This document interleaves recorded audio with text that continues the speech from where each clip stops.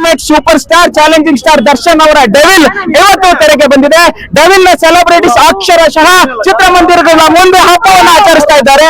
ಈಗ ನಮ್ ಜೊತೆಗಿದ್ದಾರೆ ಮೊನ್ನೆ ತಾನೇ ಡಿ ಬಾಸ್ ನ ಕಟ್ಟ ಅಭಿಮಾನಿ ಆಗಿರ್ತಕ್ಕಂಥ ಸತೀಶ್ ಗೌಡ್ರು. ಸರ್, ನಭೂತೋ ನ ಭವಿಷ್ಯತ್ ಈ ಕರ್ನಾಟಕದ ಚಿತ್ರರಂಗದ ಇತಿಹಾಸದಲ್ಲಿ ಈ ತರ ಒಂದು ಓಪನಿಂಗ್ ಅನ್ನ ಯಾವತ್ತೂ ಕೂಡ ನೋಡಕ್ ಸಾಧ್ಯ ಇರಲಿಲ್ಲ.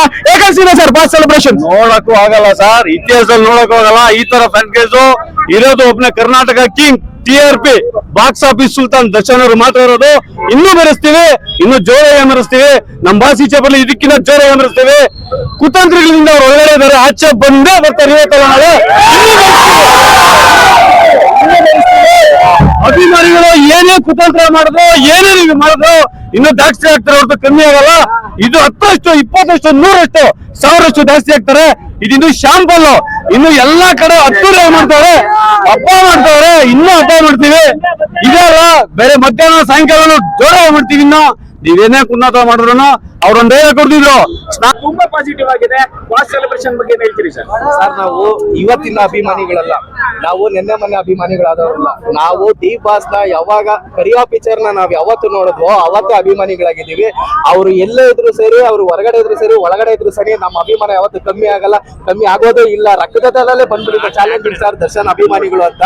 ಇವತ್ತು ನಾವು 3 ದಿವಸದಿಂದ ಸತತ ನಿದ್ದೆ ಮಾಡ್ತೀರಾ, ಬ್ಯಾನರ್ಗಳು ಹಾಕೊಂಡು, ಹಾರಗಳು ಹಾಕು, ಟಮಟಗಳು ತರಿಸಿ ಇವತ್ತೆಲ್ಲಾ ಅಭಿಮಾನಿಗಳಿಗೋಸ್ಕರ ಎಲ್ಲಾ ಖುಷಿಯಾಗಿರ್ಲಿ ಅನ್ನೋದಕ್ಕೋಸ್ಕರ ನಾವು ಇವತ್ತು ಈ ಡಿ ಬಾಸ್ ದೇವ್ರು, ನಮ್ ಬಾಸು. ಇವತ್ತು ನಾವ್ ಎಲ್ಲಾರು ಪೂಜೆ ಮಾಡ್ತಾ ಇದೀವಿ. ಏನು ಗೊತ್ತಾ, ಅವ್ರು ದೇವ್ರು ನಮ್ಗೆ. ನಮ್ ಬಾಸು ಎಲ್ರಿಗೂ ಒಳ್ಳೇದೇ ಮಾಡಿರೋದು. ಈ ರಾಜಕೀಯ ಕುತಂತ್ರದಿಂದ ಇವತ್ತು ಒಳಗಡೆ ಇರ್ಬೋದು. ಇವತ್ತು ಇದೇ ಹೊರಗಡೆ ಅವ್ರು ಇದಿದ್ರೆ ಇವತ್ತು ಹಬ್ಬ ಅಲ್ಲ. ಕರ್ನಾಟಕದಲ್ಲಿ ಏನ್ ಹಬ್ಬ ನಡೀತಾ ಇದೆ ಅದು ಡಬ್ಬಲ್ ಆಗಿರೋದು. ಇವತ್ತಲ್ಲ ನಾಳೆ ಬಂದೇ ಬರ್ತಾರೆ. ಬಂದಾಗ ನೋಡ್ರಿ ಇದೇನ್ ಹಬ್ಬ. ಇಡೀ ಕರ್ನಾಟಕದಲ್ಲಿ ಪ್ರತಿ ಒಂದು ಮನೆಯಲ್ಲೂ ಫೋಟೋ ಇಟ್ಟು ಪೂಜೆ ಮಾಡ್ತಾರೆ.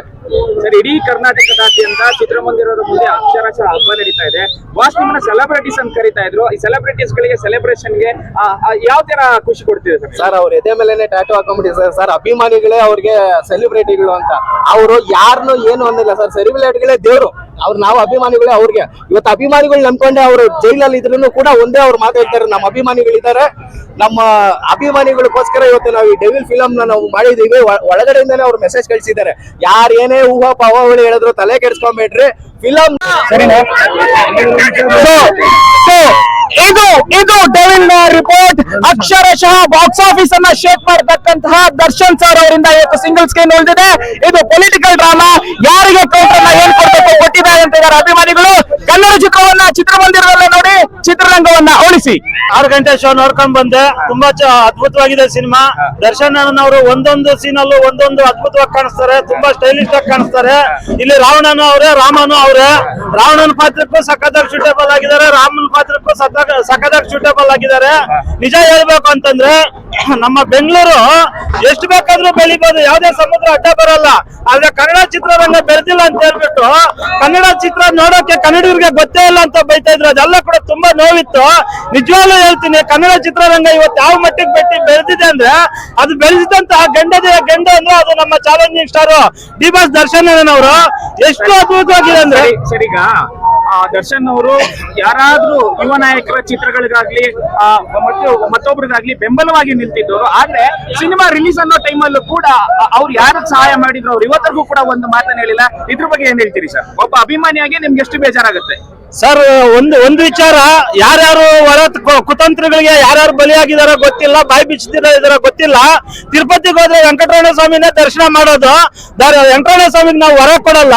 ಈ ಕನ್ನಡ ಚಿತ್ರರಂಗದಲ್ಲಿ ಯಾರು ಕೂಡ ದರ್ಶನ್ ಅವ್ರಿಗೆ ಸಪೋರ್ಟ್ ಬೇಕಾಗಿಲ್ಲ. ಅವ್ರ ಹೆಸರು ಬಹಳ ಜನಕ್ಕೆ ಸಪೋರ್ಟ್ ಆಗಿದೆ. ಬಳಸ್ಕೊಂಡ್ಲಿ, ಬೆಳೀಲಿ. ನಮ್ ಬಾಸು ಕೂಡ ಸಂತೋಷ ಪಡ್ತಾರೆ, ಕನ್ನಡಿಗರು ಸಂತೋಷ ಪಡ್ತಾರೆ.